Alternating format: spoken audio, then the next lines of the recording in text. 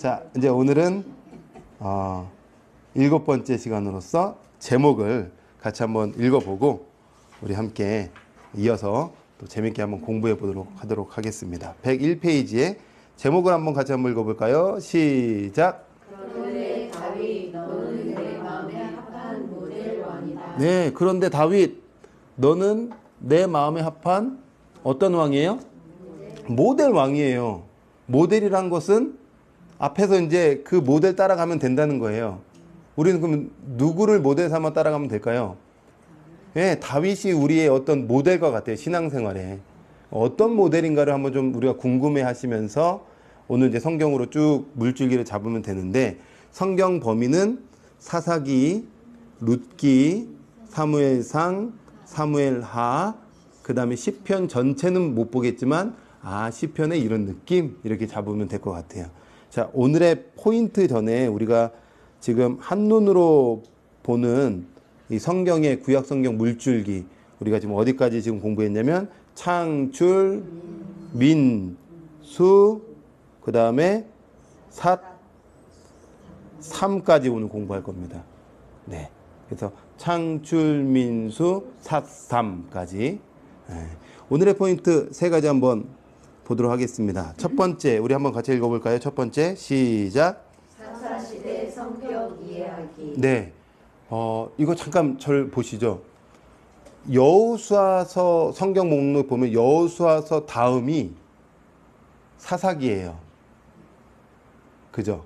그런데 본래는 여호수아서 다음에 사사시대가 나오면 안 돼요.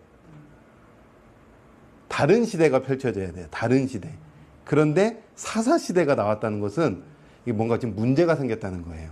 어떤 문제가 생겼을까? 이런 질문을 가지고 그 성격을 좀 파악하셔야 되고. 자, 두 번째 읽어볼까요? 시작. 네, 지금 룻기는 사사시대랑 연결된 아주 러브 스토리입니다. 희망의 이야기예요. 어떤 희망의 이야기인지, 그리고 왜 이 룻기가 삽입되어 있는지 잘 우리가 고민해 볼 필요가 있겠죠. 그 다음에 세 번째 읽어볼까요? 시작. 시편 공부. 그래서 사무엘상이 어떤 흐름인지를 그냥 딱 간략하게 이해만 하시면 돼요. 지금 말씀드리면 다윗 이야기예요. 사무엘상하는 누구 이야기다? 네, 그렇게만 딱 알고 계시면 됩니다. 어렵지 않습니다. 다윗 이야기인데 다윗의 이야기 중에서 어떤 이야기가 막 펼쳐지는지 공부해 보시면 되겠죠. 자, 스카치 테이프 제가 한번 쭉 읽으면서 한번 보도록 할게요. 감자탕 식당 이야기 잠깐 들려드릴게요. 여기 스카치 테이프에서 한번 보시면서 뭘 얘기하려고 하는지 한번 질문 한번 해보세요. 어떤 사람이 감자탕 식당을 차리고 싶었어요. 차리려면 그냥 차릴 수 없겠죠. 그래서 제일 먼저 부동산 중개소로 찾아갔어요. 몫이 좋은 자리를 찾게 되어서 기쁨으로 또 계약을 하게 되었어요. 그리고는 그냥 뭐 식당 할 수 없으니까 인테리어를 아주 이쁘게 한 거예요. 오랜 시간 동안 뚝딱뚝딱 거리면서 뜯어 고치고 원하는 대로 설계대로 짝짝짝짝 만들어 갔어요. 깨끗하게 마무리 작업한 뒤에 이제는 식탁도 들여놨어요. 식탁 위에 수저통, 냅킨, 물컵, 고춧가루, 소금통, 그리고 부엌에서 조리할 여러 조리기구들 다 준비해 놨어요. 계속 준비 중에 있는 거죠. 그죠? 자, 그리고 이번에는 주인이 감자탕 식당이니까 그 재료들을 또 사온 거예요. 배추도 사갖고 와서 또 김치, 깍두기 맛있게 담그고 또 김치 냉장고에 차곡차곡 넣고 또 그리고는 돼지뼈 왕창 사갖고 와가지고 손질하고 푹 삶아가지고 끓여대기 시작했어요. 준비해 놓은 우거지도 이제 국물 우려내면서 깊은 국물 맛이 배도록 또 준비도 했어요. 따로 또 담아놨어요. 이렇게 해서 감자탕 첫 장소부터 모든 것들을 다 세팅 완료했어요. 자, 오랫동안 준비했다면 그 다음 스텝은 뭘까요? 그렇죠. 영업해야 되는 거예요. 이제 영업만 하면 되는 거예요. 완벽하게 준비했으니까 뭐 해야 된다고요? 네, 감자탕을 팔아야죠. 이 얘기가 지금 왜 스카치 테이프에서 하고 있냐? 하나님 나라의 관점에서 식당 차리고 있는 거예요. 하나님 나라 차리고 있는데 하나님께서는 지금 국민 만들고 법 주셔서 세부적으로 뭐 먹지, 뭐 먹지 마, 뭐 이건 정결한 거야, 이건 부정한 거야, 이건 어떻게 제사해야 되는지, 사람들과 어떻게 관계해야 되는지, 사회법도 주시고 막 다 오면 구체적으로 다 주셨어요. 세팅 다 해주고 그 다음에 장소까지 다 세팅이 끝난 거예요. 그러면은 그 다음 뭐죠? 영업해야죠. 하나님 나라의 영업은 뭐예요? 뭘까요? 하나님 소개하기? 뭐 하나님 소개하기. 또 뭐 넓은 관점에서 복음 뭐 전하기. 예, 또 제사장 나라 되기. 그거예요. 자, 그래서 똑같은 이치입니다. 중간에 하나님께서 하신 일도 마찬가지예요. 하나님은 감자탕 식당 대신 나라를 차리신 겁니다. 창출 민수를 거쳐 오는 동안 하나님은 드디어 모든 것을 완성하셨어요. 정말 오랫동안, 시간적으로 봤을 때 오랜 시간 동안 준비하셨어요. 이제부터는 무엇을 할 차례인가? 영업이죠. 하나님 나라도 영업입니다. 그렇습니다. 사사시대 이후로부터는 하나님의 나라가 본격적으로 영업을 해야 각본상 맞죠. 그렇게 흘러가야 되겠죠. 그런데 지난주에 사사기 맨 마지막에 제가 살짝 언급하면서 끝났는데 어떻게 끝났냐면 엉망으로 끝난 거예요. 사사시대가. 예. 막 엉망진창 된 거예요. 그 시대가. 얼마 못 가서. 이따 성경에서 한번 확인해 보겠지만. 그래서 원래 사사시대의 성격은 어떤 성격이어야 되고 그것이 오늘날 우리에게 무엇을 말하려고 하는지를 감을 잡아보면 좋을 것 같아요. 이게 굉장히 중요합니다. 여러분의 기도 생활과 여러분의 신앙 생활에 있어서 굉장히 중요한 것을 우리 하나님이 가르쳐 줄 거예요. 왜냐? 한국교회는 이 말씀대로 가는 게 아니라 유교랑 너무 많이 섞여가지고 굉장히 종교성이 많아졌어요. 그게 너무 아쉬운 부분이에요. 그래서 이 부분을 이해하면 조금 더 눈이 열릴 거라고 생각이 듭니다. 자, 103페이지로 한번 넘어가면 내용을 한번 들어가 볼 텐데요. 103페이지 이제 내용을 들어가서 우리가 첫 번째 사사시대 성격을 이제 이해하는 시간을 갖도록 할 텐데요. 방가로 1번을 보면 먼저 사사시대 성경 목록을 먼저 한번 구분해 볼게요. 이게 무슨 얘기냐 보시면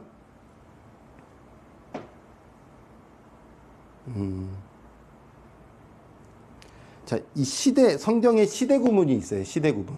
그래서 창세기 시작에는 어떤 시대냐 하면은 창조 시대라고 그래요. 창세기 1장부터 창조 시대, 그 다음에 11장까지의 창조 시대의 흐름이 쭉 오다가 아브라함을 부르시는 시대를 무슨 시대냐고 말하냐면 족장 시대라고 얘기해요. 족장 시대. 자, 족장 시대인데 족장은 우리가 성경에서 이제 족장 누가 있냐면 아브라함, 그 다음에 뭐 이삭, 그 다음에 뭐 야곱, 이런 사람들을 우리가 족장이라고 그래요. 그 어떤 그 부족의 족장처럼. 그래서 창세기 50장까지를 족장 시대라고 구분을 합니다. 그 다음에 세 번째는 출애굽기로 넘어가서 모세가 이스라엘 백성들을 이끌고 출애굽했기 때문에 그 출애굽한 시대를 모세 시대라고 구분을 해요. 그래서 이 신명기, 즉 모압 평지까지 끌고 오기 때문에 거기까지를 우리가 모세 시대다라고 구분을 하는데, 이게 성경으로 보면 창, 출, 래, 민, 신, 이것을 모세 오경이라고 하고 성경 목록으로 이렇게 5권으로 시대를 구분합니다. 그래서 모세 오경에는 시대가 3개로 나눠지죠. 어떤 시대냐? 창조 시대, 그 다음에 족장 시대, 그 다음에 모세 시대. 까먹어도 괜찮아요? 괜찮습니다. 그냥 모세 오경에는 이렇게 시대 3개의 시대로 구분하는구나. 그 다음에 모세 시대 다음에 펼쳐지는 다음 시대가 어떤 시대냐면 오늘 우리가 배우려고 하는 사사시대라고 하는 거예요. 그러면 사사시대에 들어가는 성경은 어느 성경이 들어갈까요? 연결된 성경. 그렇죠. 사사기는 당연히 들어가겠죠. 사사기. 그죠? 사사기만 있을까요? 맞아요. 앞에 있는 여호수아도 같이 맞물려요. 그래서 사사기 1장과 여호수아서 15장에 첫 번째 사사 온니엘이라는 사람이 나오는데 여호수아에서도 나오고 사사기에도 나와요. 그래서 이게 여호수아서의 말미와 사사기 처음에 같이 붙어 있구나. 그래서 여호수아, 사사, 그 다음에 사사기 시대에 희망의 책이 나와요. 룻기, 그 다음에 마지막 사사다라고 생각될 분이라고 표현되는데 사무엘도 사사에 포함돼요.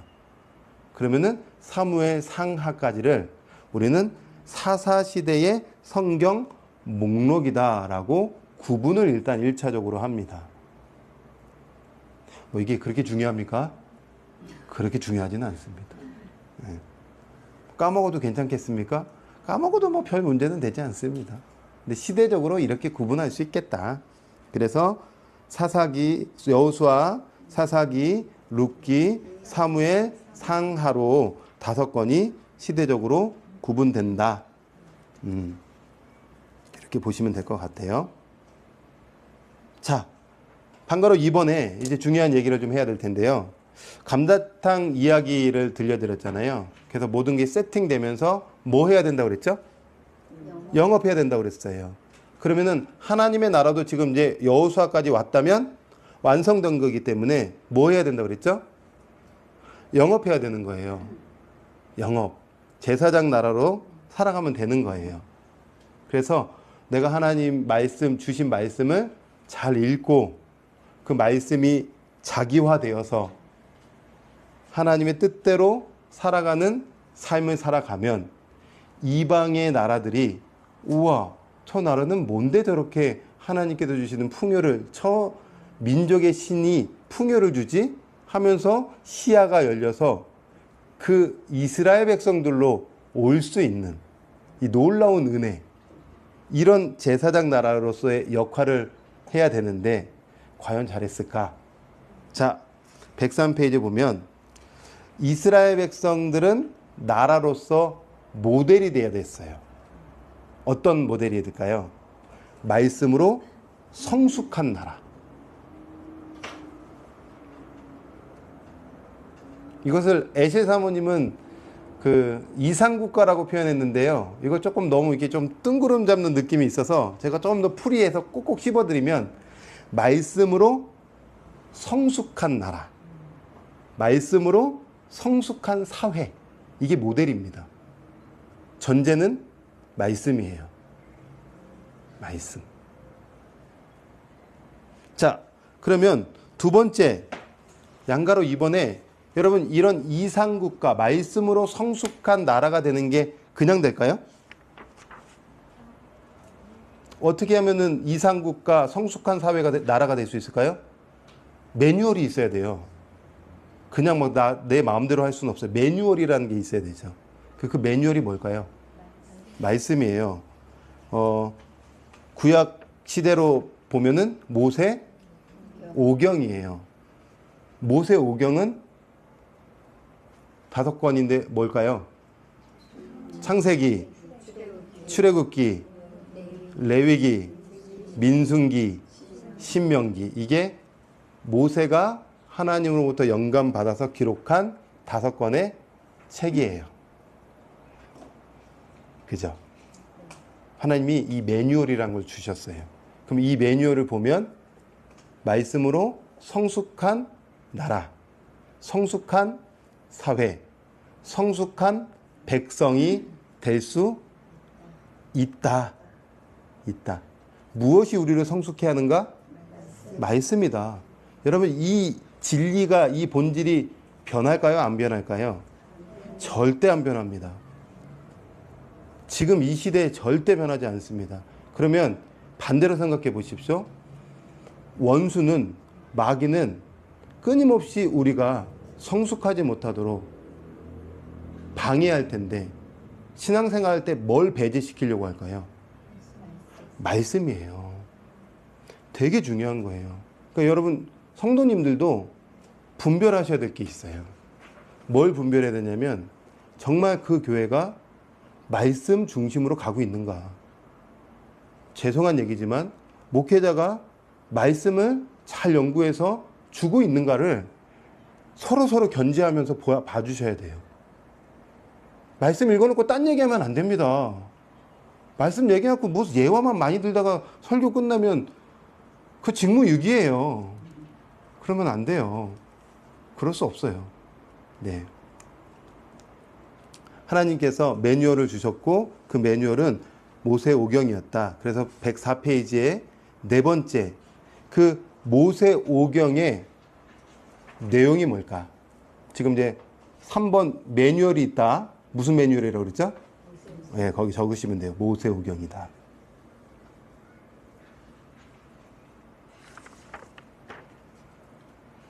자, 모세오경의 핵심 내용이 뭘까요? 우리가 잘 많이 배웠던 계명인데, 그렇죠. 10계명.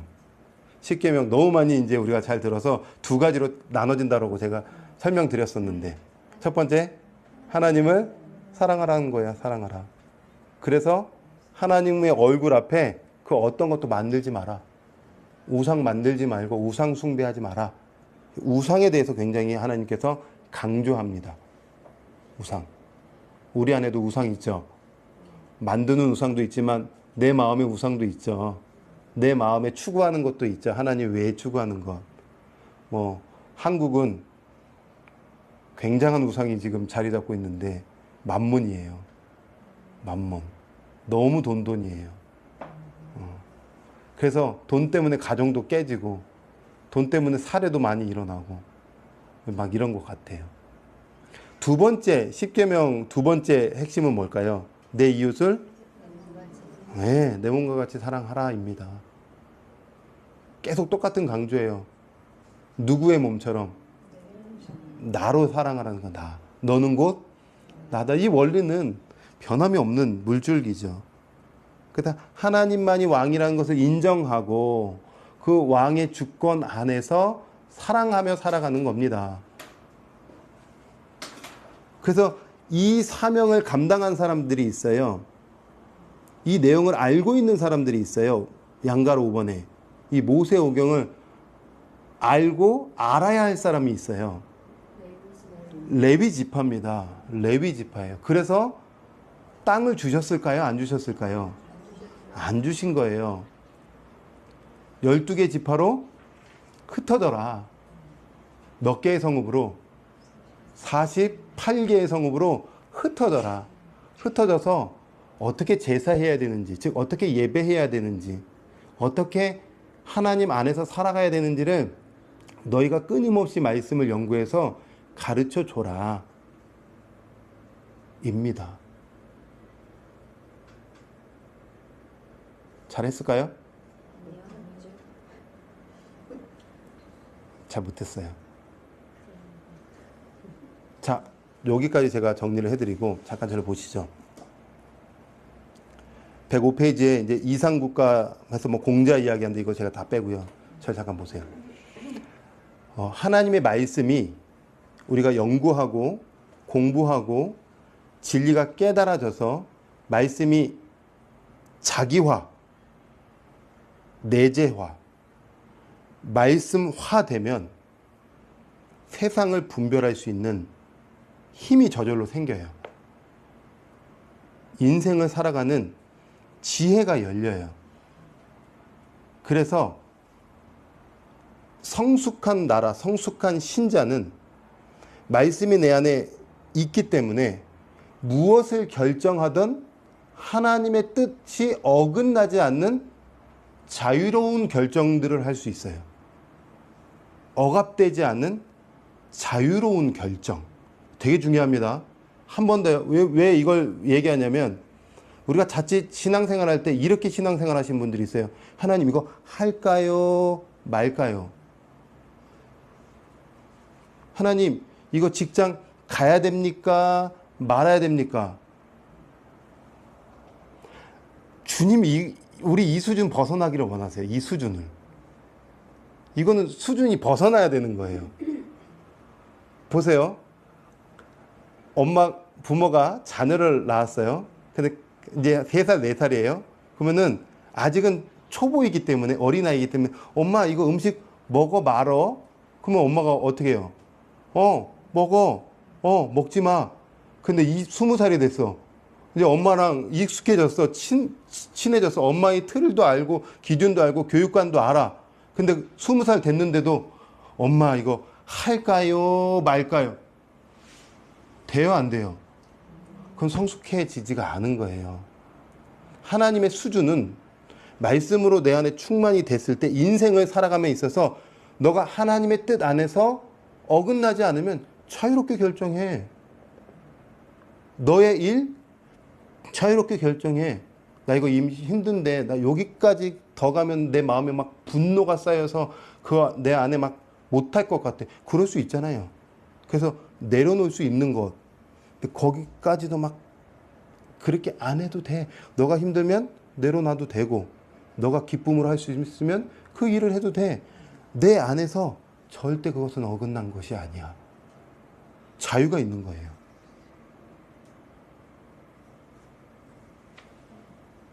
그런데 불과 5년, 10년 전 뭐 이렇게 또 어떤 그리스도인이 책을 썼는데, 뭐 아이 분유를 이렇게 손주가 이제 뭐 분유를 탈 때 우유를 뭘 탈까요 말까요 하나님께 다 묻는다는 거예요.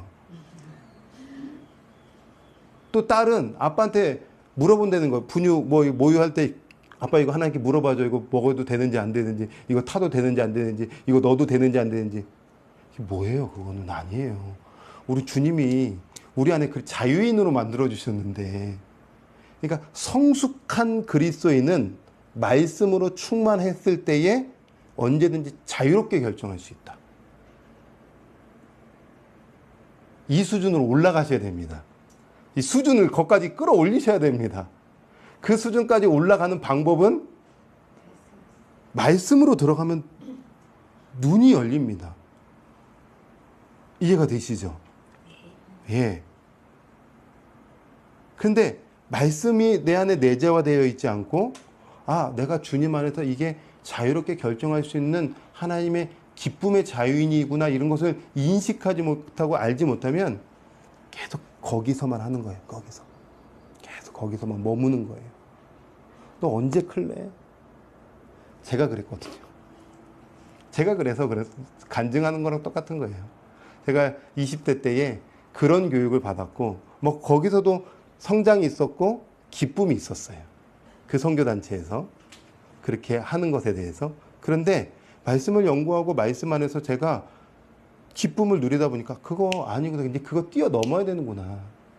뛰어넘는 신앙이구나. 그게 이상국가, 성숙한 신자, 그리고 성숙한 가정, 성숙한 교회인 것이구나. 라는 것을 이야기하고 있는 거예요. 그래서 105페이지에 에이셔 사모님이 이 모든 사사시대의 성격을 뭐 공자 얘기하고 노제 얘기하고 막 해서 40분 동안 얘기하는데, 40분 동안 제가 얘기할 필요 없이 이거 얘기하려고 하는 거예요. 이해가 되시죠? 네. 그래서 화면을 보시면 사사시대의 성격은 원래 이런 시대여야 됐던 거예요. 하나님께서 이미 상과에서 선악과 주셨잖아요. 오늘날로 말하면 모세오경 주셨고, 21세기는 말씀 주신 거예요. 이 말씀 주셨고, 그 말씀 안에서 내가 왕을 인정하면서 자유롭게 살아가는 거예요. 배 먹을까요 말까요? 에덴 동산에서 앵두 먹을까요 말까요? 그런 거 하지 말고 그냥 선악과 볼 때마다 왕을 늘 인정하면서 자유롭게 먹어. 다 너를 위해서 준비한 거야. 여행 갈까요 말까? 여행 가. 저 기도원 갈까요 말까? 기도원 가고 싶으면 가고, 집에서 기도하고 싶으면 집에서 기도해. 자유를 속박하지 마십시오. 진정한 말씀 안에서 자유인이 되라. 그래서 여호수아 시대가 끝나면 사사 시대는 이미 주신 모세 오경을 온 국민이 다 통과하여서 자유롭게 누리면서 내 자유가 주님을 향하여서 그 뜻이 어긋나진 않은 상황에서 인생을 살아가라고 주님께서 시대를 열어주셨는데 그 시대가 얼마 못 갔다 라는 거예요. 이해가 되시죠? 어렵지 않으시죠? 여러분, 한국교회가 미안하지만 잘못 가르쳤다고 저는 생각합니다.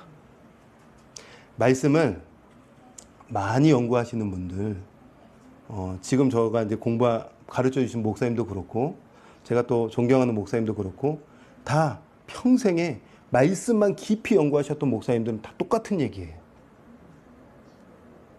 미안한 얘기예요. 연구 안 하면 이상한 거 가르칩니다. 이상한 거 가르쳐요. 제가 과감하게 말씀드리는데 통성기도도 다시 곱씹어 보십시오. 우리 주님한테 통성기도를 왜 하나요? 주님 앞에 왜 통성기도를 하나요? 뭘 부르짖고 있나요? 그 부르짖음의 핵심이 내 유익인가요? 큰 소리로 기도하면 하나님 들으시고 작은 소리로 기도하면 듣지 않으시나요?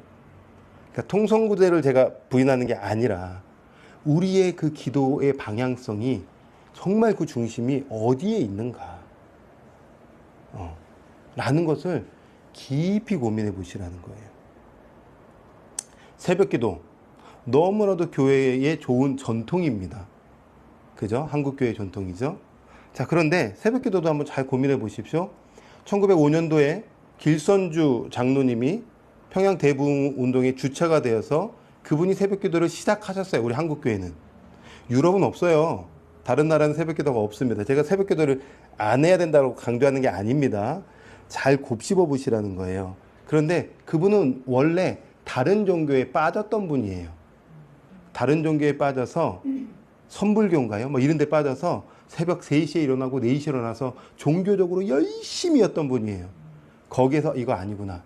또 다른 종교에 빠져서 또 열심히 했던, 그게 아니구나. 선교사님 만나서 복음을 만난 거예요. 그래서 회심의 역사가 일어났지만 여전히 하나님을 향한 열심이 있어서 새벽을 깨웠어요. 그리고 당시에 농사를 지었기 때문에 이제 새벽 일찍 일어나서 농사 짓고 그 다음에 오후엔 좀 쉬어줘야 돼요. 근데 그 문화가 지금까지 잘 오긴 왔어요. 그런데 이제 문제는 뭐냐면 시대가 바뀌었는데 지금도 새벽 기도를 안 하면 직분을 받을 수 없다. 새벽 기도 안 하면 뭐가 될 수 없다. 과연 성경적인가? 그렇지 않습니다. 그래서 새벽 기도하면 우리가 꼭 가지고 오는 게 마가복음 1장입니다. 예수님도 새벽 미명에 일어나서 기도하셨다. 그때 그 사건의 기록이에요. 그럼 예수님이 눈물이 핏방울이 될 때까지 그럼 맨날 그렇게 기도해야 되나요? 그런 게 아니잖아요. 일찍 자고 푹 자고 본인이 지정한 시간에 골방에 들어가셔서 기도하시면 돼요. 그게 시편의 내용입니다. 시편의 모세의 기도가 시로 기록되어 있잖아요. 그게 다 기도예요, 사실은. 그 기도를 적은 거예요. 적으셔도 기도입니다. 하나님, 제 마음이 너무 괴롭습니다. 이 괴로움을 주님 아시죠? 주님 좀 도와주십시오. 한마디만 기도하고 주님 안에 머물러 있으면 기도입니다. 중언부언 기도하면 안 됩니다. 3시간 기도하면 하나님이 응답 듣는다. 착각입니다. 그때 3시간 동안 중언부언 하잖아요. 이상한 기도할 때도 너무 많잖아요. 그렇다고 제가 통성 기도를 잘못됐다, 새벽 기도 잘못됐다가 아니라 본질을 이야기하려고 하는 거예요. 본질. 그래서 끊임없이 다 곱씹어 보세요. 우리의 지금 신앙 여러 가지 부분들을 다 곱씹어 보세요. 이게 과연 성경적인가? 이게 정말 하나님 안에서 자유롭게 신앙하는 자유 그리스도인으로서 살아가는 모습인가? 제가 이 얘기를 강조하는 이유는 이게 사사시대 성격이기 때문에 그래요. 사사시대 성격. 제발 좀. 그래서 딴 것 하지 말고 말씀으로 좀 들어봐라. 얼마나 주님이 강조하는지 신명기 내내 그 얘기하는 거예요. 신명기 내내. 오늘도 볼까요? 오늘도 보시죠. 여러분 사사기 말씀 한번 보세요. 사사기 말씀 한번 잠깐 열어보시면 사사기 2장을 보셔야 돼요. 2장.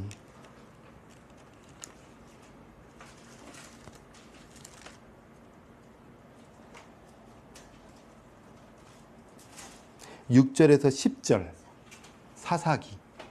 여호수아 다음에 사사기.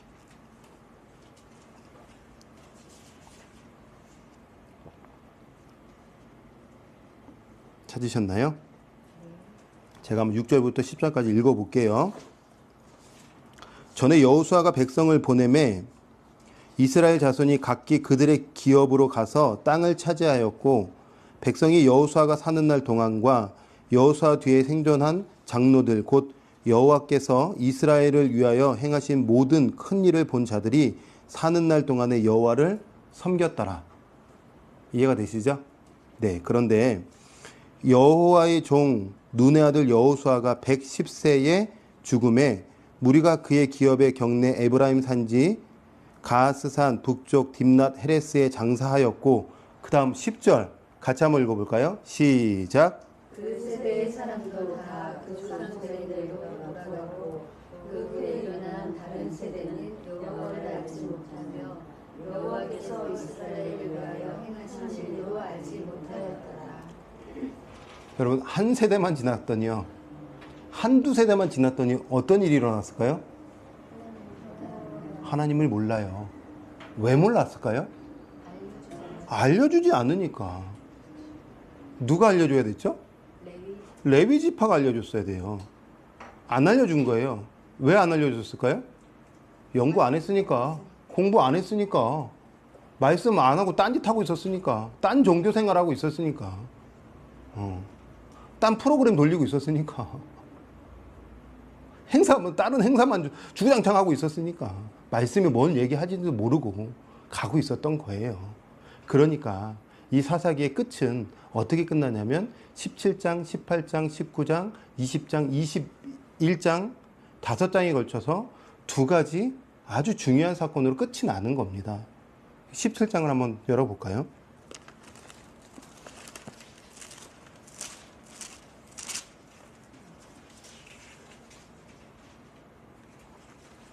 (17장은) 어떤 사건일까요? 네, 미가 신상 사건이에요. 미가 신상 사건. 지난주에도 말씀드렸지만 잠깐 저를 보시면 지금 레위 지파의 유다 베들레헴에 있었던 그 지역에 있었던 레위 청년이 이사를 가는 거, 이동하는 거예요. 그래서 지금 에브라임 산지에 있는 에브라임 지파 쪽으로 가가지고 거기 미가가 내 가정이 신상을 만들었는데 우상 만들면 안 되잖아요. 신상을 만들었는데 이거 제사해 줄 사람이 필요한데 레위 지파가 완 거예요. 야, 우리 가정의 제사장이 되어줘. 이렇게 된 거예요. 말도 안 되잖아요. 그러다가 이제 단지파가 우리 지금 블레셋 밑에가 블레셋이니까 너무 힘든 거야. 안 되겠다. 우리 저 꼭대기 북쪽으로 올라가자 해가지고 이 정탐하러 이렇게 올라가는데 미간의 집에 갔다가 미간의 집에 저 제사장이 있네. 오케이 하고 지파를 옮기다가 미가의 제사장 됐고 지파로 간 거예요. 지파의 제사장 된 거예요. 미가 신상 사건 그 얘기하고 있는 거예요. 그러니까 제사장이 아주 그냥 지금 뭐 정신 없는 거예요. 지금 정신 못 차리고 있다 이런 뜻이에요. 너 뭐 하냐 이런 거예요. 그 다음요. 레위 첩사건이잖아요. 우리가 아는 것처럼 레위가 첩이 있어요. 도망갔어요. 찾으러 갔어요. 찾아서 막 며칠 동안 파티 열고 잔치하다가 돌아오다가 베냐민 지파에 기부한가요? 거기 있는데 거기에 나쁜 불량배들을 만난 거예요. 근데 이제 다른 원어로 보면 동성애자 이런 뜻을 가지고 있어요. 그래서 그 레위 지파 사람을 우리가 상관하리라. 그러니까 우리 성관계 하리라 그 남자 내놔, 남자가 남자 내놔 이렇게 하니까 그러면서 첩을 뒤밀어요. 첩이 밤새 윤관을 당하고 나중에 죽죠. 12막돈에서 보내죠. 그래서 동족 상잔의 비극이 일어나는 거예요. 베냐민 지파 대 남은 11개 지파가 그냥 베냐민 지파 그 불량배 안 내놨다고 그 베냐민을 그냥 다 죽여버리는 거예요. 막 전쟁하고 나니까 정신 차리고 나니까 몇 명 살았어요? 600명 산 거예요. 600명. 600명 살았는데 자기네 지파 여인들은 주기 싫대. 그럼 어떻게 해? 자기네 지파 줄 사람도 없으니까 야 저기 요단 동편에 므낫세 반지파의 한 지역에 길르앗 야베스 족속이 우리 지금 11개 지파 전쟁할 때 니네 전쟁 참여 안 했지? 그러면 걔네 지역 가가지고 거기 남자 다 죽이고 부녀 다 죽이고 아이 다 죽이고 남자 모르는 여자만 데리고 오자. 이런 또 이상한. 그 여자 데리고 와가지고 베냐민 지파랑 결혼시킨 거예요. 얘기가 그렇게 끝나면서 사사기 21장 마지막 절 한번 보시죠. 어떻게 이 사사기가 끝났는지.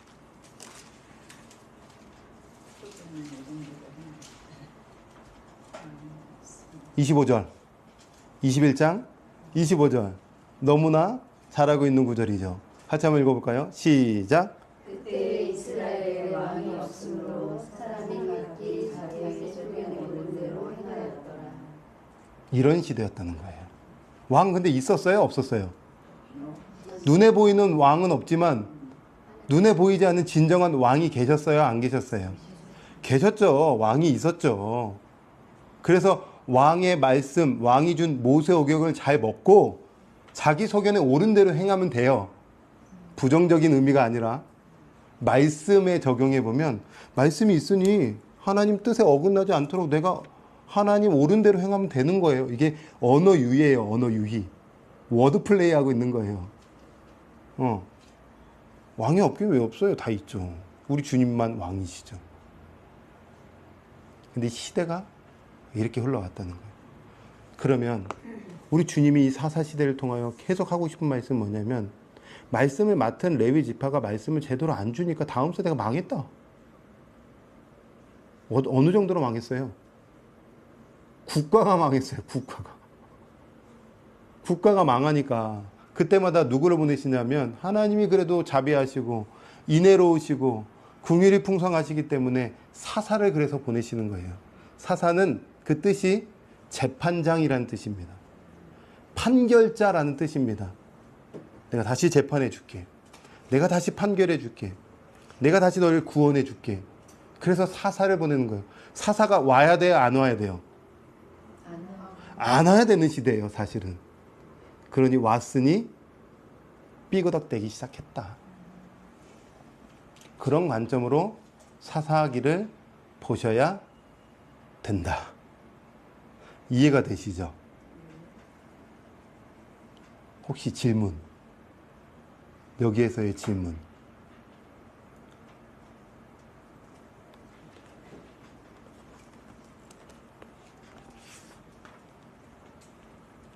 이렇게 암흑과 같은 시대에 하나님은 그래도 계속 소망을 주세요.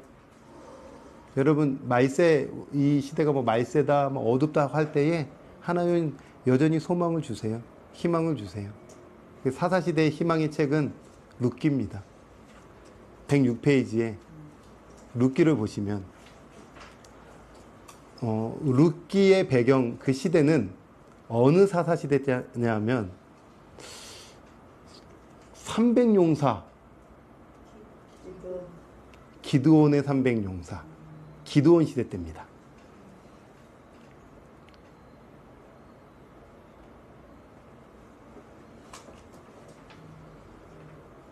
우리 주님이 어떤 희망으로 이끌어 가시는지. 자, 106페이지 한번 룻기를 한번 읽어볼게요. 드라마 한 편만 봐도 한 시대를 알 수 있어요.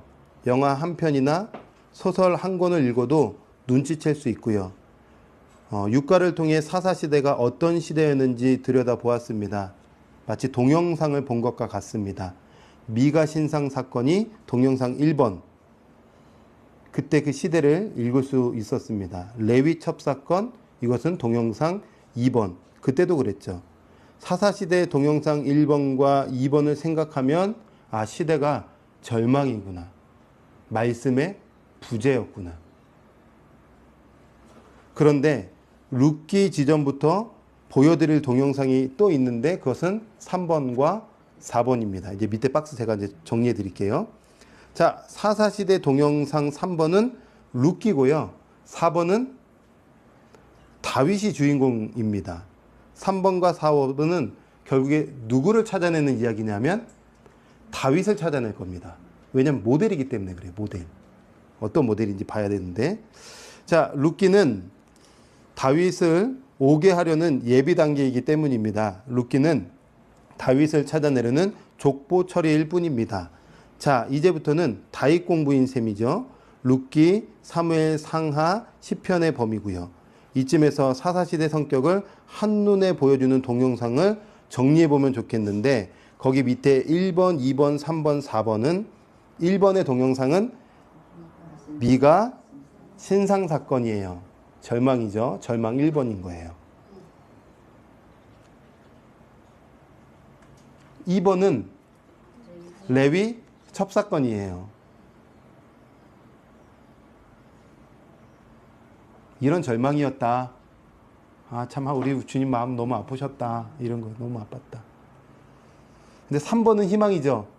룻기예요. 4번은요? 다윗. 모델. 다윗이 어떤 모델일까요? 도덕적으로, 윤리적으로 그렇게 모델 같지 않은데 우리 주님은 그걸 묻지 않고 다른 것을 모델로 보시죠. 우리 그걸 찾아낼 건데 여기까지 보고 잠깐 한 번 더 성경을 한번 들여다보면 좋겠는데요. 여호수아서 마지막 장도 한번 잠깐 보고 넘어가면 좋을 것 같아요. 여호수아서 24장에 보시면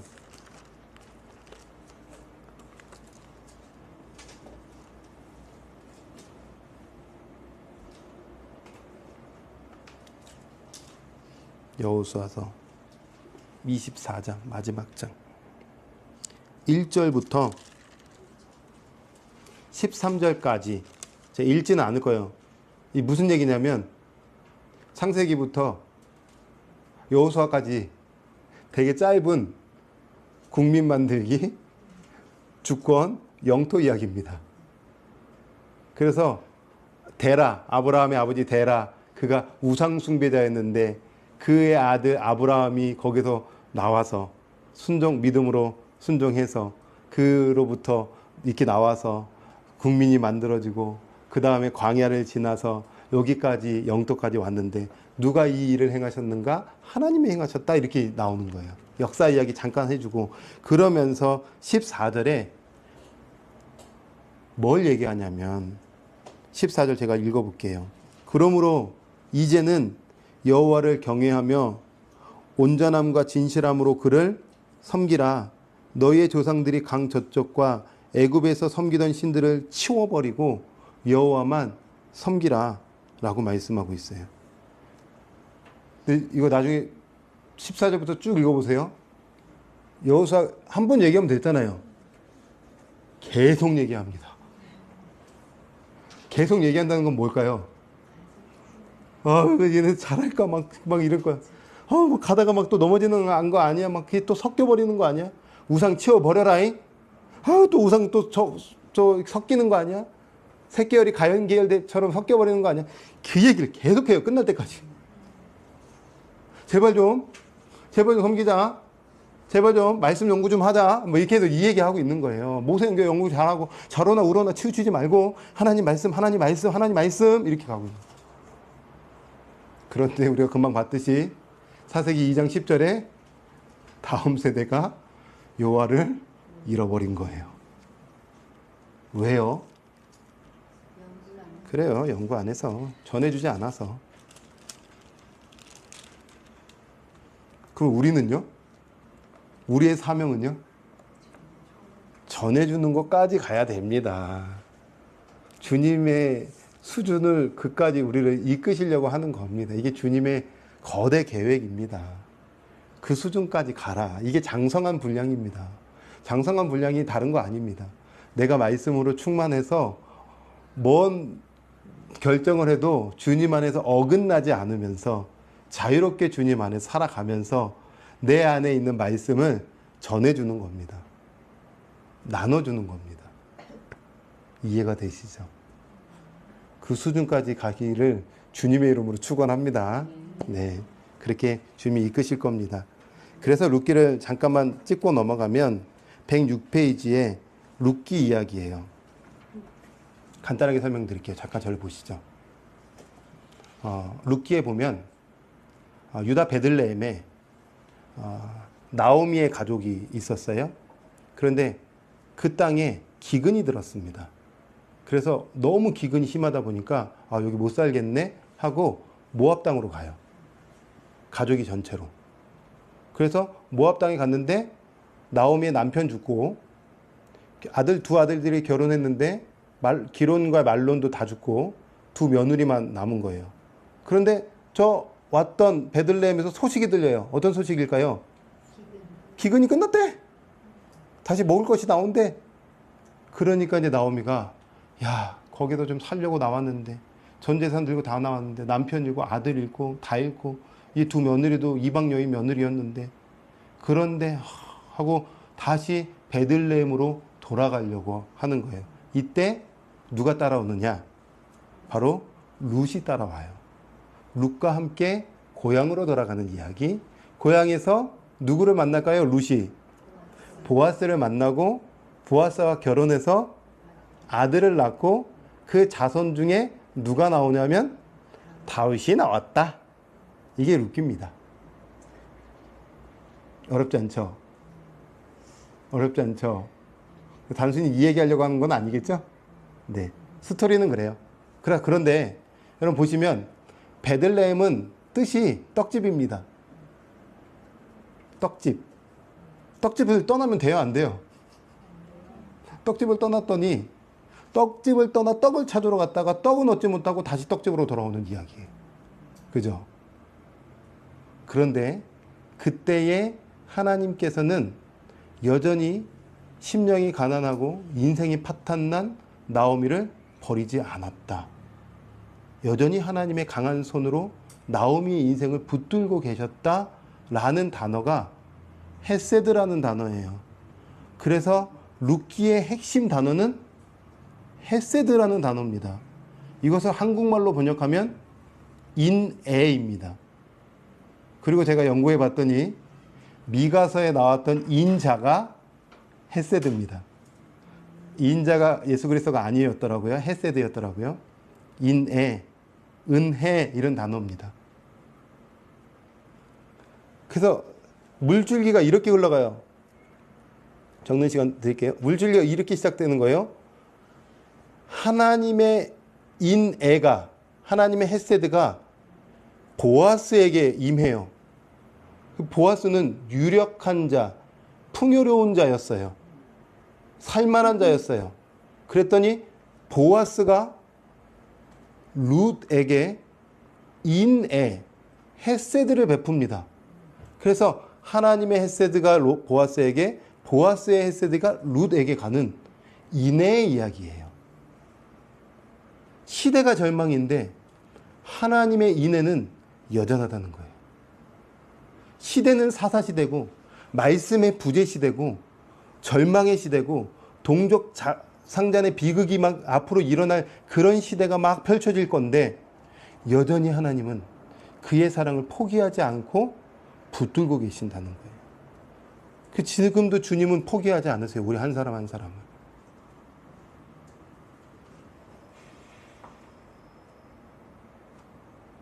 그 구원의 은혜, 구원의 사랑. 그런과 동시에 룻기에서 해주고 싶은 얘기가 뭐냐면 고엘 제도입니다. 고엘 제도. 무슨 제도라고요?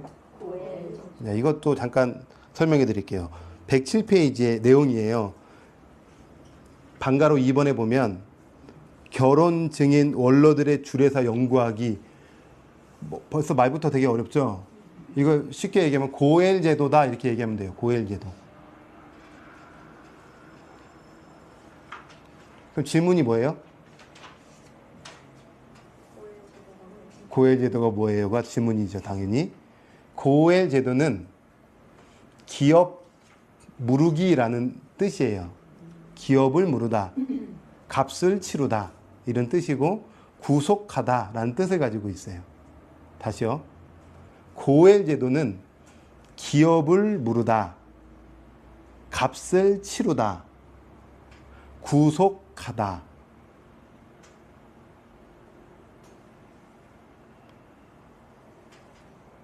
고엘 제도는 뭐라고요? 기업을 무르다, 값을 치르다, 구속하다. 이게 당시의 제도입니다. 예를 들어서 저랑 아내랑 결혼을 했는데 제가 자녀를 낳지 못하고 먼저 죽었어요. 그 홀로 됐어요. 그러면 이 나씨 집안의 가문이 대가 끊기면 안 돼요. 그러면은 대가 이어져야 되겠죠. 그래서 저의 동생이 있다면 남동생이 아내를 맞이해서 씨를 주는 거예요.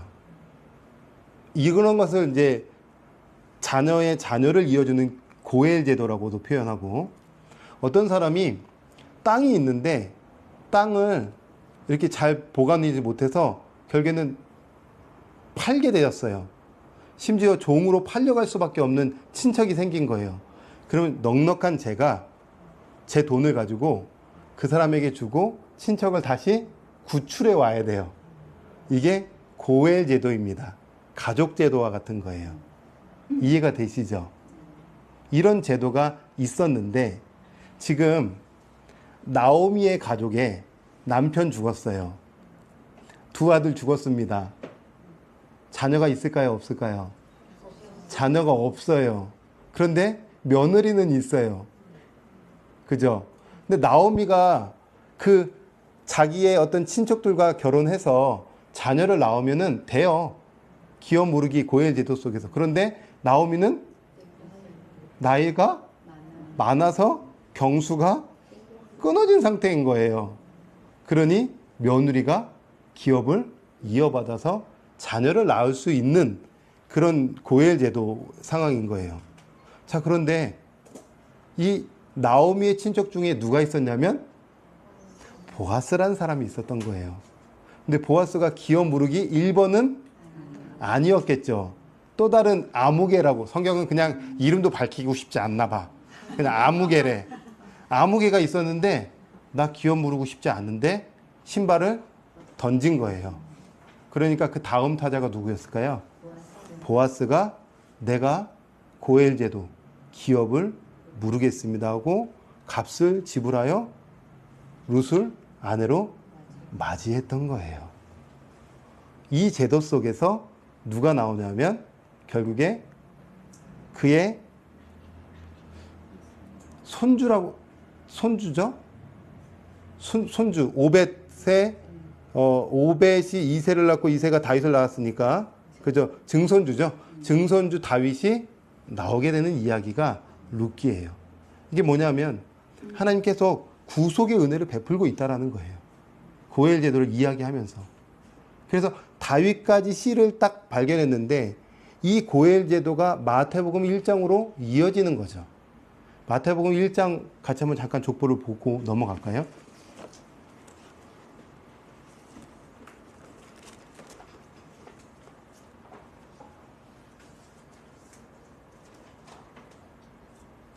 마태복음 1장에 보시면 아브라함과 다윗의 자손 예수 그리스도의 족보입니다. 계보, 즉 족보입니다.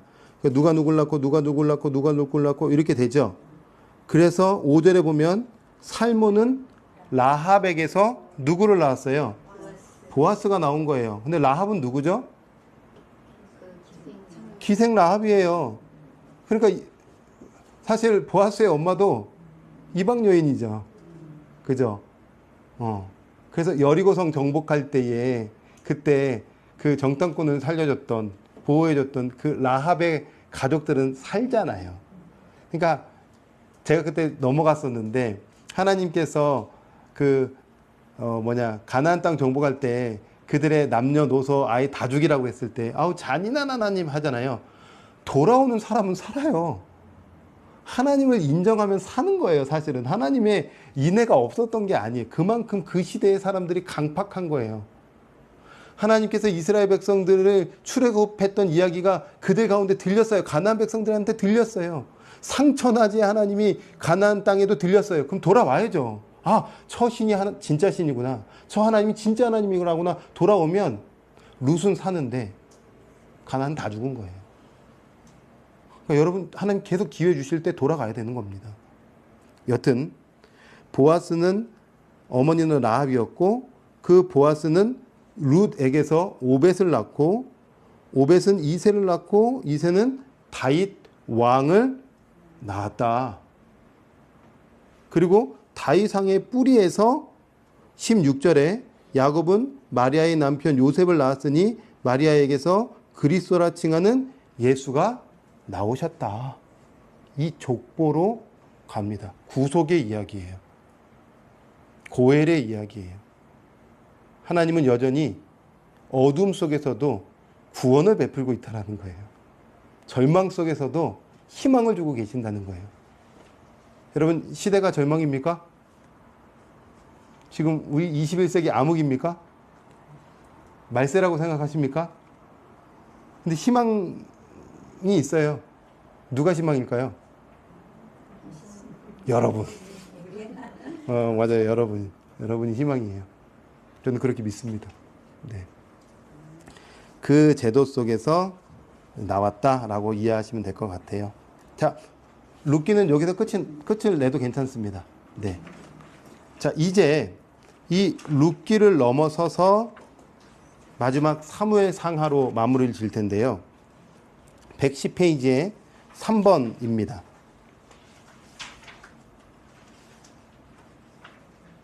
사무엘 상하 공부하기인데 간단해요. 제가 설명해 드릴게요.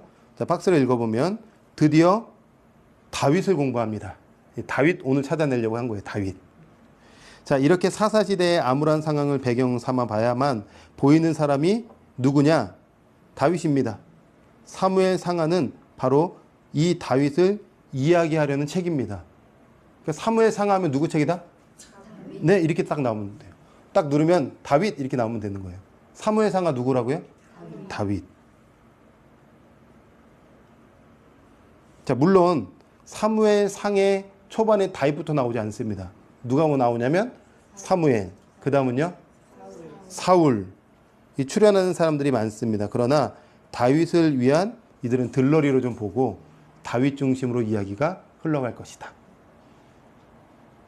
자, 그래서 방가르 1번을 먼저 좀 설명해 드리면 길앗 야베스 전쟁에서 첫 번째 왕이 등장하는데 그 왕이 누구냐면 사울 왕이에요. 사울 왕. 잠깐 저를 보시겠어요? 아까 사사기 말미에 레위 첩사건 속에서 동족 상잔의 비극이 일어나고 그 다음에 베냐민 지파 600명 남자들이 남았는데 결혼할 사람들이 없으니까 지금 누구를 여인들을 뺏어왔냐면 길앗 야베스 사람들을 뺏어온 거예요. 아마 사울 왕이 거기서 태어났을 수도 있어요. 그 가족에서. 그럴 확률이 있어요. 그래서 약한 가문 베냐민, 미약한 가문 베냐민, 볼품없는 가문 베냐민에서 하나님은 왕을 주세요. 사울 왕입니다. 사울 왕이 처음부터 나쁜 왕이 아니고 잘못하는 왕은 아니에요. 겸손하고 잘했던 왕이에요. 그래서 사울이 왕으로 이제 등극을 딱 하는데 처음부터 나 왕이야. 나 왕으로 인정해. 12개 지파가 당신은 왕입니다. 이렇게 안 돼요. 12개 지파는 나름 12개 지파로 막 지내고 있는 거예요. 이렇게. 나름 거기 장로들 중심으로. 그런데 왕으로 추대되는 사건이 있었어요. 그게 바로 사무엘 상의 11장 길르앗 야베스 전투입니다. 이게 어떤 전투냐면 길르앗 야베스에서 잠깐 저를 보셔야 돼요. 길르앗 야베스에서 어떤 일이 있었냐면 11개 지파가 길르앗에서 여인들을 뺏어오려고 남자들을 다 죽였어. 부녀자들도 죽였어. 아이들도 죽였어. 그러니까 그 지금 동네가 초토화된 거예요. 젊은 남자를 모르는 여자들은 뺏겨 갔어. 완전히 그냥 그 지역이 초토화됐는데 그래도 몇몇 살고 있었어요. 몇몇. 그 시기가 조금 지나고 나서 조금 불악이 생기고 조금 이렇게 길르앗 야베스 조금 생기고 있는데 그때 암몬의 나하스 왕이 바로 옆에 있다 보니까 쳐들어온 거예요. 땅을 빼앗으려고 하니까 어떻게 힘이 있어요, 없어요? 없죠. 그러면은 싸워야 돼요, 안 싸워야 돼요? 못 싸우죠. 항복한 거예요. 항복했는데 요놈의 이 암몬의 나하스 왕이 항복? 오케이. 그러면은 항복하는 조건으로 눈깔 빼야 되겠다. 이렇게 된 거예요. 그럼 항복해야 돼요, 안 해야 돼요? 아유, 어차피 이거 뭐 죽을 판인데. 이 얘기가 베냐민의 기름 부음 받은 사울에게 들린 거예요. 하나님의 신이 임하여서 불붙는 마음으로 지파들에게 모여라. 길르앗 야베스가 지금 어려움에 처했다. 막 군사를 모집하니까 군사가 모이네. 그래서 전쟁했어요. 이겼을까요, 졌을까요? 이긴 거야. 길르앗 야베스의 진정한 은인은 누굽니까? 사울이죠. 그리고 이런 리더십? 우리 이런 왕을 원했는데, 그러니까 이 지파들 왕으로 추대했을까요? 안 추대했을까요? 추대한 거. 이렇게 왕으로 등극한 겁니다. 이렇게 멋지게 왕으로 등극했어요. 자, 여기까지 좋았어요. 사울 왕이 두 가지 큰 실수를 합니다.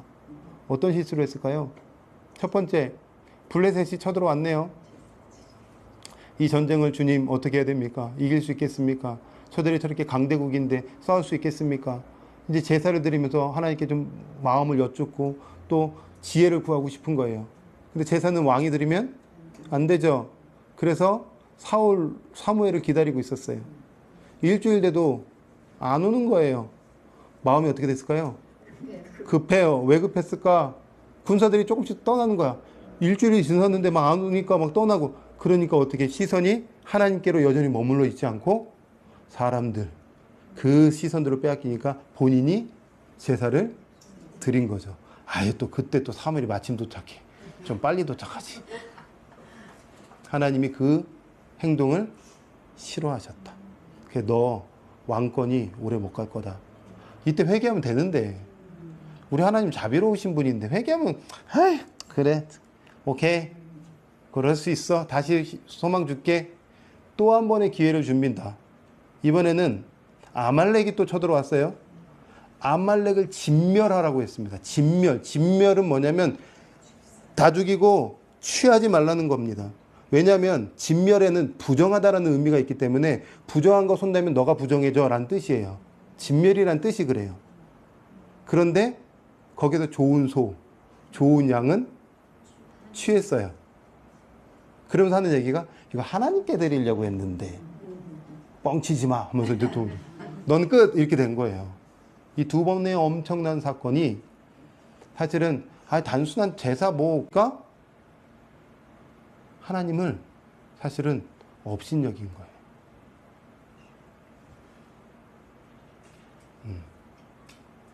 하나님 그것을 기뻐하시지 않았던 거예요. 도덕적인 죄가 아니에요. 너 진짜 날 왕으로 모시지 않고 있구나. 그러니까 네가 왕인데도 착각하면 안 되는데 진짜 왕은 하나님이다라는 것을 창세기부터 지금까지 말씀하셨고 모세 오경을 통해서도 말씀하셨는데 사울은 그 수준까지 못 간 거죠. 그래서 왕권이 끝납니다. 그리고 사울은 결국에 그 왕권이 말미에 끝나면서 비참하게 죽습니다. 목베임을 당하고 벳산 성벽에 시체가 내걸리게 됩니다.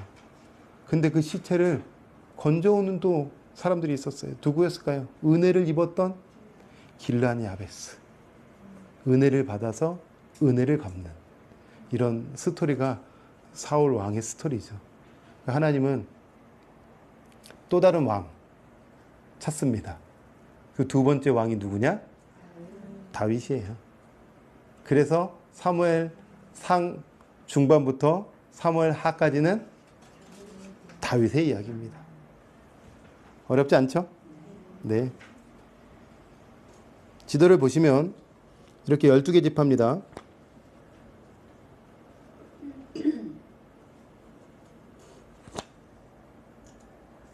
자, 그래서 우리가 111페이지에 제가 좀 설명하면서 간단하게 말씀드렸는데 거기 박스에 우리가 한번 빈 공간에 이렇게 한번 넣으시면 돼요.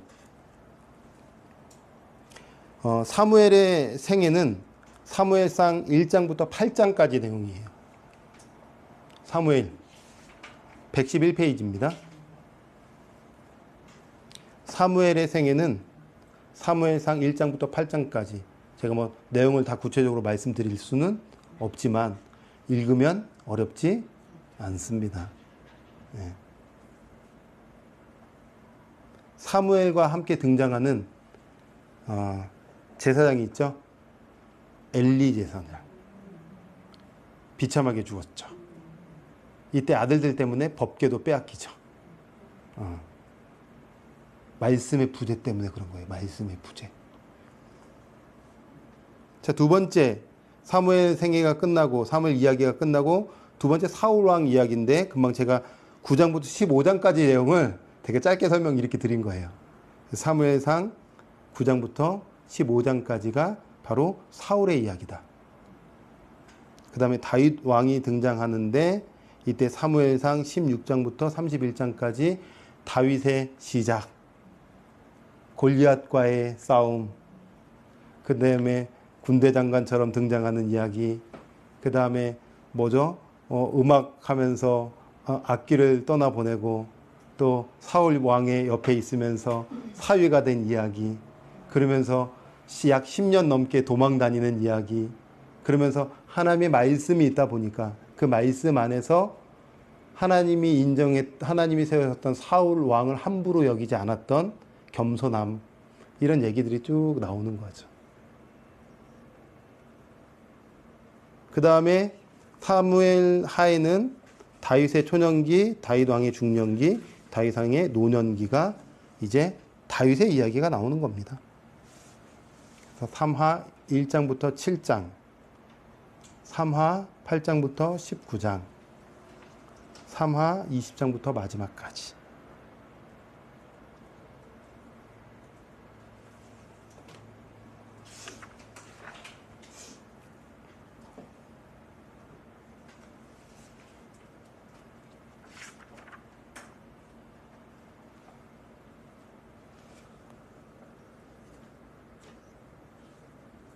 간단하게 한번 정리해 볼까요? 자, 그림을 보시면 이렇게 12개 지파가 있고요. 일대 사울 왕이 통치했던, 근데 아직 12개 지파를 다 통합 못했어요. 이게 뭐 그냥 왕이라고 해서 다 통합됐다고 생각하시면 안 되고요. 아직 유다 지파는 제대로 인정하지 않습니다. 그 유다 지파의 사람이 다윗이고요. 예. 그리고 2대 왕은 다윗입니다. 다윗도 왕이 되자마자 12개 지파를 통합시킨 왕은 아니었어요. 그냥 유다 지역에서 7년 6개월 정도 왕으로 있다가 그 다음에 그의 세력을 인정했던 11개 지파가 우리의 왕이 되어 주십시오 하고 통일 왕국을 이룬 사람이 다윗이에요. 예. 진정한 이제 왕국이 세워진 거죠. 왕국. 근데 참 하나님의 사람들이 하나님의 수준으로 하나님이 세워갈 때에 하나님 꼭 광야를 통과하게끔 하세요. 예. 여러분 고난 없이 성장 없습니다. 아픔 없이 성장이 없더라고요. 반드시 광야가 있어요. 광야를 피하고 싶고 광야를 안 가고 싶은데 하나님은 우리를 다듬고 훈련시키고 깨지고 부셔지고 두 손 들게끔 하기 위해서 광야를 꼭 인도하세요. 이스라엘 백성들도 광야길을 걸었고요. 다윗도요. 10년 동안 광야길을 통과했습니다. 비참했습니다. 침 질질 흘리면서 미친 척도 했습니다. 네. 그때마다도 너 이런 비참한 중에도 나만 의지할 수 있냐? 진짜 네 삶의 주인이 나냐? 이것을 훈련 받았던 거예요. 다윗은. 결국 왕이 됐고요. 그래서 2대 왕이 되는 것입니다. 그런 인생의 여정 속에서 놀라운 것은 뭐냐면 다윗은 그 시기 속에서 시편을 기록했어요. 그래서 사무엘 상하를 읽을 때 같이 접목해서 읽어야 될 책이 시편입니다. 150편이죠. 150편 중에 다윗의 시는 총 73편입니다. 다 아니에요. 150편이 다 다윗의 시가 아닙니다. 73편만 다윗의 시입니다. 그래서 친절하게도 시편을 보면 편바다 위에 다윗의 시, 다윗의 시, 다윗의 시 이렇게 기록되어 있어요. 그것은 다윗의 시입니다. 시편 중에서도 모세의 시도 있어요. 되게 오래된 시인데 솔로몬의 시도 있고요. 아삽의 시도 있고요. 여러 시도 있어요. 저도 뭐 다 외운 게 아니라서 이렇게 시편이 이렇게 구분되어 있구나. 그래서 제가 그냥 하나만 말씀드리면 아들 암논과 딸 다말 사건이 있어요. 그러니까 첫째 아들이 다윗의 딸을 이렇게 성적으로 범한 사건을 막 애절하면서 막 쓴 시가 시편 16편 이런 시고요. 또 뭐 감사시도 있고요. 성전 건축 준비 다 해놔서 본인이 성전 건축 못했지만 주님 감사합니다. 이 성전 올려드리고 싶습니다 하면서 또 그 시도 지었고요. 그러니까 그의 인생의 여정 속에서 계속 하나님을 높이면서 시를 기록해요. 그런가 동시에 이 시에는 반드시 다윗과 연결된 말씀이 꼭 있어요. 그리고 이 시편이 결국에 전체적으로 우리가 다윗을 중심으로 보고 있는데 119편의 시는 놀라운 시입니다. 119편 한번 잠깐 성경 보시겠어요? 한번 확인만 하고 넘어가시죠. 시편 119편.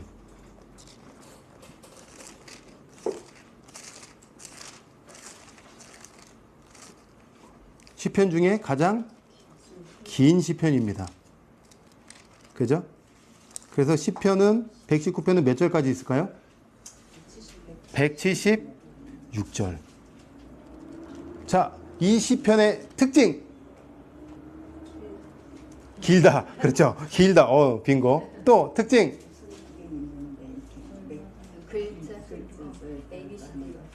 와. 그거를 아시다니. 이 시편은 히브리어로 보면 처음에 알렙, 벳, 김멜, 달렛 이렇게 돼 있잖아요. 그럼 알렙으로, 그러니까 우리나라 보면 가, 나, 다, 라 이렇게 하는 것처럼 1절부터 8절은 가는 이가 뭐 이렇게 해서 2절에 뭐 가시는 이를 붙잡고 이렇게 가로 시작하는 시고 9절부터 또 8절은 나로 시작하는 시고 이런 식으로 이 시가 되어 있어요. 그래서 알렙으로 8절, 그 다음에 뭐 베트로 뭐 이렇게 뭐 8절 이런 식으로 되어 있어요. 그리고 또 하나 특징이 있어요. 이 시편의 특징은 9절마다 말씀이 들어가 있습니다. 그러니까 오늘날은 우리 말씀이라고 하지만 법, 계명, 율례, 법도 이게 다 모세오경을 말하는 거잖아요. 그래서 여러분 1절 읽어보면 행위가 온전하여 여호와의 율법을 따라 행하는 자들은 복이 있으며 여호와의 증거들을, 이것도 말씀이죠, 지키고 진심으로 여호와를 구하는 자는 복이 있도다 이렇게 말씀하는 다 이렇게 계속 말씀의 시예요. 그래서 우리가 잘 아는 시편 중에 105절은 잘하는 절일 거예요. 시편 119편 105절.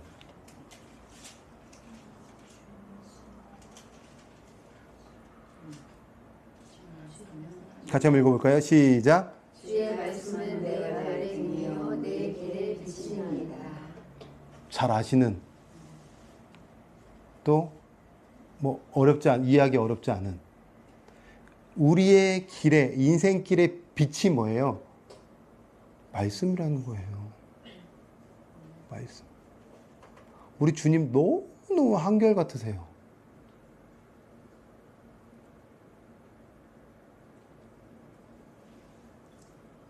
그래도 팁으로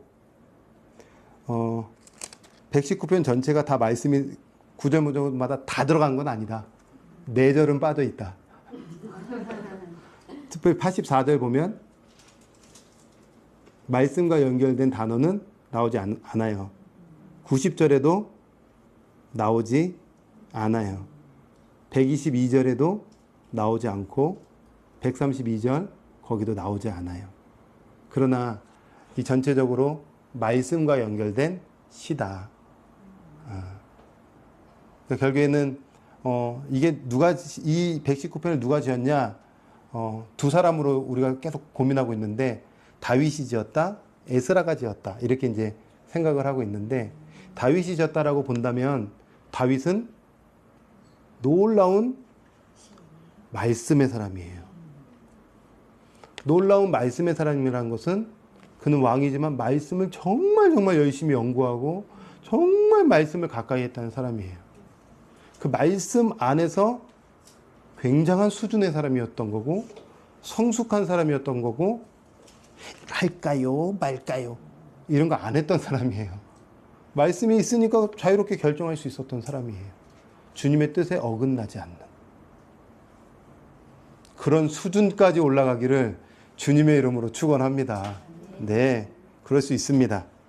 자, 그래서 마지막 점검하고 끝은 나죠. 다윗은 말씀이 통과되다 보니까 그의 꿈이 있었습니다. 어떤 꿈이었을까요? 그렇죠. 성전 건축입니다. 이게 그의 인생의 완전한 꿈이었습니다. 사무엘하 7장 마지막 부분이죠. 7장 16절 이건 우리 하나님께서 말씀하시는 거고 제가 7장 1절부터 잠깐 읽어볼게요. 여호와께서 주위의 모든 원수를 무찌르사 왕으로 궁에 평안히 살게 하신 때에 왕이 선지자 나단에게 이르되 볼지어다 나는 백향목 궁에 살거늘 하나님에게는 휘장 가운데 있도다. 지금 다윗이 여전히 모세 시대 때에 시내산에서 만들었던 성막을 보면서 야 주님 언제까지 저 성막 그리고 저 궤 속에 있어야 되나. 나 주님을 위해서 좀 멋진 집을 만들어주고 싶은데 나는 지금 하나님께서 이렇게 왕권을 주셔서 나라가 통합되고 지금 이 백향목궁의 최고의 금은보화의 집 가운데 살고 있는데 주님은 여전히 몇백 년 전 그 모세가 지었던 그때 저에 머물러 계시네. 주님 나 집 짓고 싶은데요. 말씀이 내 안에 있으니까 늘 그게 갈망이었던 거야. 나 집 짓고 싶은데. 그러니까 선지자가 말하죠. 집 지으세요. 그래서 집 지으려고 했는데 하나님이 안 돼, 너 피 많이 흘렸어. 그래서 모든 걸 다 세팅을 해놓습니다. 아들은 한 게 없어요. 다윗이 다 준비해놨습니다. 싹 다. 그리고 다윗이 끝나고 집을 짓죠. 근데 이미 집 지은 거랑 똑같은 거예요. 하나님의 성전을 지은 거랑 똑같은 거야. 이미 중심의 시작이 끝난 거죠. 그러니까 하나님이 그 중심을 보고 16절에 뭐라고 말씀할까요? 우리 16절은 같이 한번 읽도록 하겠습니다. 같이 읽을까요? 시작. 내 집과 내 나라가 내 앞에서 영원히 구존되고 내 왕위가 영원히 경고하리라 하셨다. 네. 그러니까 지금 뭐라고 얘기하냐면 다윗 너가 나를 위해서 지금 성전을 짓겠다고? 그러면 내가 네 마음, 네 중심을 알았으니까 내가 너의 가문을 영원토록 해줄 거야. 다른 말로 왕권을 영원토록 해줄 거야. 네의 왕의 나라를 축복해 줄 거야 라고 하나님이 엄청나게 그를 기뻐하시죠. 마음에 합했던 거예요. 이게 왜 마음에 합했냐? 다윗은 왕인데 교만 떨지 않은 거예요. 다윗은 부귀영화가 있었는데 까불지 않은 거예요. 의시되지 않은 거예요. 하나님, 나 지금 이렇게 좋은 곳에 있지만 진짜 왕은 하나님이시잖아요. 하나님이 하실 거잖아요. 근데 지금 너무너무 지금 억울하거든요. 원수 갚는 것 다 할 수 있지만 하나님이 갚아주실 거잖아요. 하나님께 모든 걸 인생을 토스한 거예요. 하나님, 내 가정 주인은 하나님이시니 내 가정 주님이 책임져 주실 거잖아요. 화딱지 나는 내 가족, 그래도 주인이 하나님이시니 주님이 내 남편과 내 아내와 내 자녀 책임져 주실 거잖아요. 그럼 마음에 평안이 있을까요? 없을까요? 있을 수밖에 없죠. 저의 개척을 한번 적용해 보면, 개척을 이제 제가 할 때, 제가 개척할 때에 내가 하려고 하면 불행해요. 비교할 수밖에 없으니까. 주님이 왕이시잖아요. 주님이 하시겠지. 저는 말씀에만 잘 몰두하면 되죠. 그럼 주님이 붙여주시고 또 한 영혼에게 생명 나누고 그러면 하나님이 하시는 거잖아요. 하나님 왕이시니까. 왕의 뜻대로만 가면 제 마음은 행복입니다. 어머니가 아침에 전화가 왔어요. 아들이 사역을 잘하고 있나? 그 중에 하나가 이제 그거예요. 말씀을 잘 전하고 있나, 안 전하고 있나? 제가 이제 아침에 말씀 편집해서 이렇게 올려요. 그러면 이제 아버지, 어머니가 이제 그걸 들으시는 거예요. 그래서 이제 하시는 얘기가 얼굴이 좋아 보인다. 평안해 보인다. 행복하니까. 제가 좋으니까요. 말씀 나눌 수 있는 것, 말씀을 전할 수 있는 것이 좋으니까요. 여러분이 말씀 안에 계속 들어가십시오. 그러면 놀라운 일이 반드시 일어납니다. 그리고 내가 아둥바둥 되지 않아요. 그리고 그 말씀 안에서 굉장한 자유가 임합니다. 그리고 그 자유 안에서 언제든지 멋진 것들을 선택해 갈 수 있습니다. 눌리지 않습니다. 그리고 즐길 수 있습니다. 네. 그럴 수 있습니다. 이제 찾아가세요. 말씀 안에서 하나님을 찾아가시고, 말씀 안에서 삶을 찾아가시고, 말씀 안에서 자유를 찾아가십시오. 그때 놀라운 일들이 반드시 일어납니다. 네.